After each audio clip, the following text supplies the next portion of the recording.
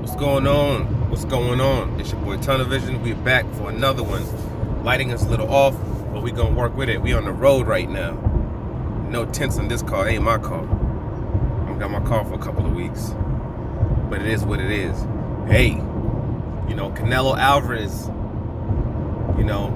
takes on Kovalev in a weird match that looks very suspicious, and comes out with the victory. The title is at 175, and it's time to make moves, for his next bout. So who's he gonna fight next? Who's he gonna fight next? Beebles on dzon at 175. Great unification.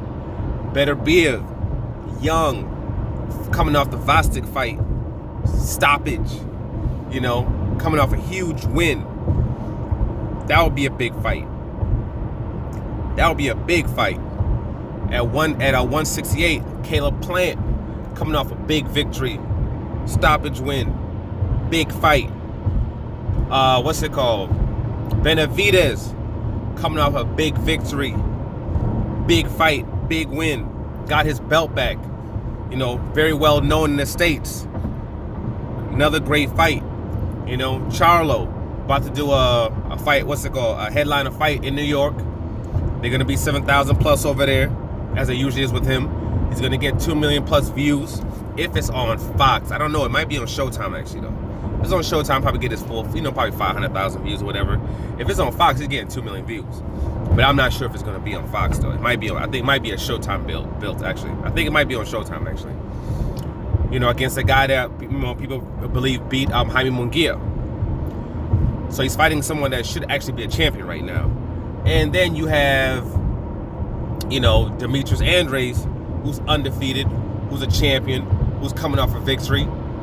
Good fight. These are all big fights, which will be a unification for Canelo Alvarez.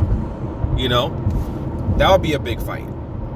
Ironically, he lost 2 of his belts, and if he wants to, he can actually do 2 fights and get both of them back this year at 160. And then he can go do an undisputed clash with Jamal Charlo. He has 2 routes actually to undisputed right now. He could take on Bivol right now, and then after taking on Bivol, he can fight Better Beer.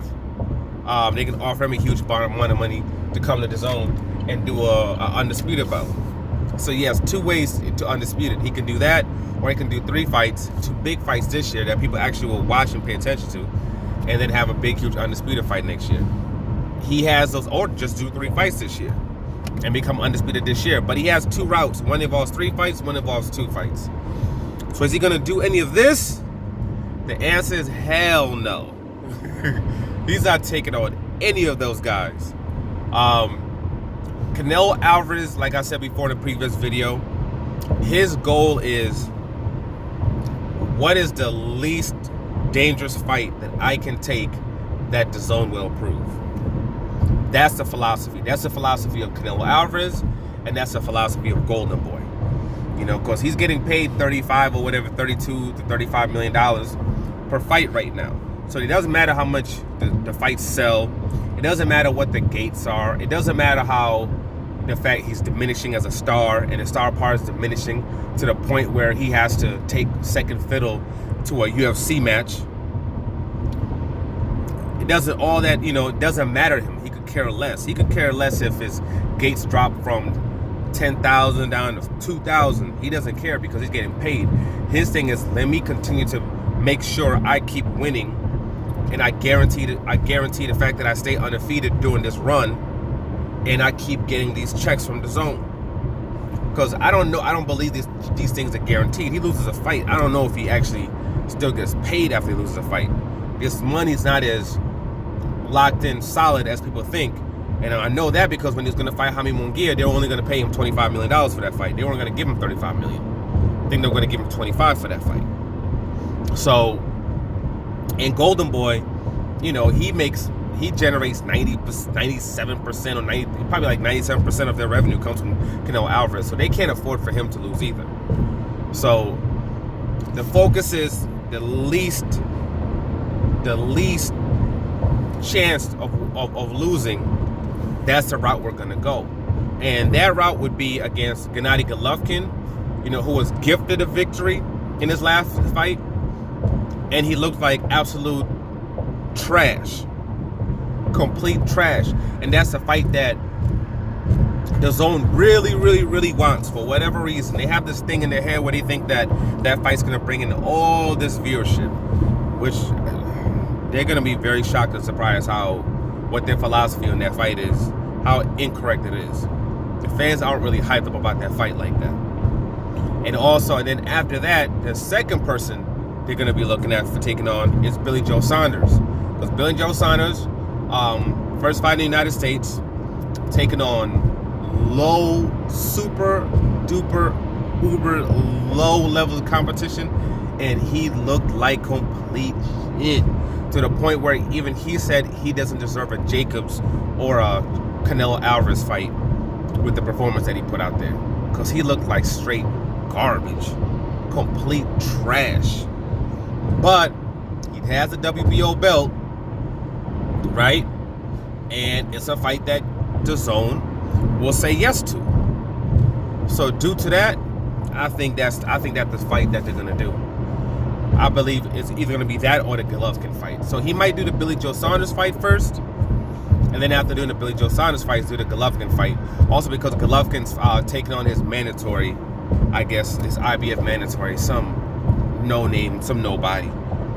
He's good, and he's one of those fighters where I believe he's gonna end up getting hit up with a cherry pick gone wrong type of situation. He's gonna go up in there against somebody like soon where they think, oh, we're good, this guy has no chance, whatever, and not end up good for him. That's what's gonna end up, I believe, is gonna end up happening to him very soon if he's not careful. But the guy he's facing, I think, has like a 20% knockout ratio, something like that, something ridiculous. Like, you can just stand there, put your hands to your side, and like just let him go at it at you, and you'll be all right. You'll be okay. So that's who he's facing. So we'll see what he picks, but I believe that those are going to be the guys that he's going to choose between. And I say him and the dzon better hope that whatever date that he's going to be on, that there's no big fights. They better hope that on whatever week he's going to fight, that there's not going to be any big fights, because if there is, it's just going to completely overshadow him. Especially with like a Gennady Golovkin. If he tries to fight him on the Mexican dates, the problem with that is that if Wilder wins his fight and Ruiz wins his fight, if they can find a way to sidestep the Tyson Fury fight, they're going to end up doing the Ruiz versus Wilder on one of those Mexican holidays. And they do that, Canelo Alvarez is going to have to step aside. He's going to have to move his fight date to another time. Or he's going to have to do what they did with the UFC, and on fight night, wait until the Wilder versus Ruiz fight is over and then show their fight, or do it early. So people don't miss. That might be their best bout, their best thing this time, instead of doing the fight so late when no one can. People probably asleep, because in the East Coast it's 1-2 o'clock in the morning like they do with the UFC. Start your event early. That's another thing they can do. But if that happens, they're going to be in trouble. If Errol Spence is having a big fight on that week, on that time frame against anybody, that could also be a problem. If Manny Pacquiao is fighting in that time frame against whoever, it doesn't matter who it is, that could be a major problem. Because with the opponents that he's picking and the fact that he is in a close app, there's no reason for people to fear him at all. When as far as viewership is being taken away from him, especially if they have big fights. Especially if they have big fights. You better hope there's no Errol Spence versus Manny Pacquiao fight. So that's the thing. With the fights that he's taking right now, he can be moved off those dates. He can be moved off. If you can be moved, be forced to make an adjustment for a mid-tier UFC pay-per-view bout, any big-time boxing events come around the same time frame as yours, you're in trouble. But we'll wait and we'll see what he decides he's going to do. Like, subscribe, share. I'm out.